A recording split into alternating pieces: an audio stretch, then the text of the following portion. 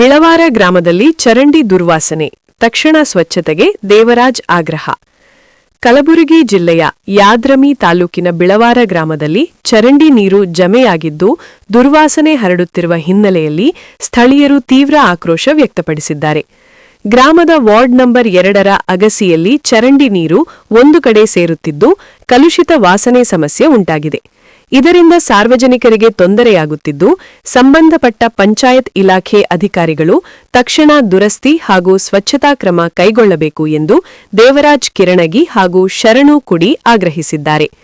ಅಧಿಕಾರಿಗಳು ನಿರ್ಲಕ್ಷ್ಯ ವಹಿಸಿದಲ್ಲಿ ಬಿಳವಾರ ಗ್ರಾಮ ಪಂಚಾಯತ್ ಕಚೇರಿಗೆ ಬೀಗಜಡಿ ಉಗ್ರ ಹೋರಾಟ ಹಮ್ಮಿಕೊಳ್ಳಲಾಗುವುದು ಎಂದು ಅವರು ಎಚ್ಚರಿಕೆ ನೀಡಿದ್ದಾರೆ.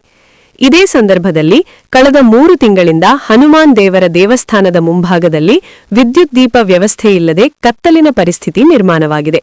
ಭಕ್ತರು ಮತ್ತು ಗ್ರಾಮಸ್ಥರ ಅನುಕೂಲಕ್ಕಾಗಿ ತಕ್ಷಣ ವಿದ್ಯುತ್ ದೀಪ ವ್ಯವಸ್ಥೆ ಕಲ್ಪಿಸಬೇಕೆಂದು ದೇವರಾಜ್ ಕಿರಣಗಿ ಮತ್ತು ಶರಣು ಕುಡಿ ಒತ್ತಾಯಿಸಿದ್ದಾರೆ. ವರದಿ ಜೆಟ್ಟೆಪ್ಪ ಎಸ್ ಪೂಜಾರಿ. ನಮಸ್ಕಾರ. ನಾವು ಬಿಳವಾರ ಗ್ರಾಮದ ನಿವಾಸಿಗರು.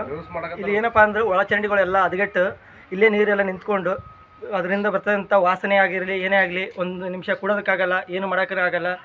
ಅದಾಗದಲ್ಲದೆ ಮತ್ತು ಇಲ್ಲಿ ನಮ್ಮ ಏರಿಯಾದಲ್ಲಿ ಇರುವಂಥ ಬೀದಿ ದೀಪಗಳು ಒಡೆದೋಗಿ 3-4 ತಿಂಗಳಾದ್ರೂ ಇಲ್ಲಿ ಯಾವುದೇ ಕಾರಣದಿಂದ ಬೆಳಕು ಇಲ್ಲ, ಏನೂ ಇಲ್ಲ, ಕತ್ತಲಲ್ಲೇ ಓಡಾಡೋದಂಥ ಪರಿಸ್ಥಿತಿ ಆಗಿದೆ.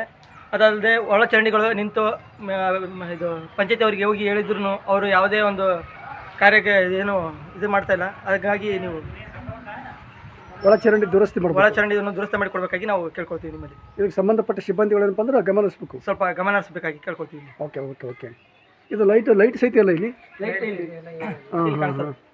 ಸಂಬಂಧಪಟ್ಟವ್ರಿಗೆ ಏನಪ್ಪ ಅಂದ್ರೆ ಮಾಡ್ರಿ ಲೈಟ್ ಇಲ್ಲ. ಒಳಚರಂಡಿ ನೀರು ಅಂತ ಏನು ಮಾಡ್ಬೇಕಂದ್ರೆ ಇಲ್ಲಿ ದೇವಸ್ಥಾನ ಐತೆ, ದೇವಸ್ಥಾನಕ್ಕೆ ಬಂದ ಎಲ್ಲ ನೀರುಗಳು ಅಂಟ್ತಾ ಇದ್ದಾವೆ. ಹಂಗಾಗಿ ನೀವೆಲ್ಲ ಸಿಬ್ಬಂದಿಗಳೆಲ್ಲ ಏನು ಮಾಡಬೇಕು, ಇದಕ್ಕೆ ಹೊಣೆ ಆಗಬೇಕು. ಒಂದು ವೇಳೆ ಏನಪ್ಪ ಅಂದ್ರೆ ಅದಕ್ಕೆ ಅಧಿಕಾರಿಗಳು ನಿರ್ಲಕ್ಷ್ಯ ವಹಿಸಿದರೆ ಇದಕ್ಕೆ ಮುಂದಿನ ಏನು ಮಾಡಬೇಕು ನಾವು ಮಾಡ್ತೀವಿ. ಓಕೆ, ಹೋರಾಟ ಮಾಡಿರುವಂಥ ಮುಂದಿನ ಏನು ಇದು ಕಾರ್ಯ ಇದೆ ನಾವು ಮಾಡ್ಕೊಳ್ತೀವಿ. Okay okay okay. ತಮ್ಮ ಹೆಸರು? ದೇವರಾಜ್ ಅಂತ. ಶರಣ ದೇವರಾಜ್ ರಮೇಶ್. ಓಕೆ.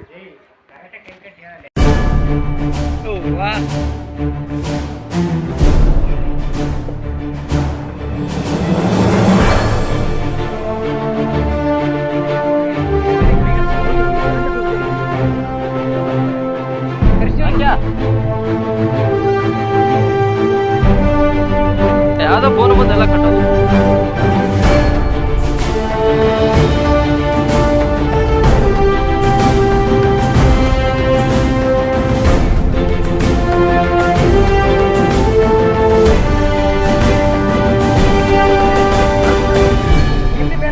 ಒಳಗೆ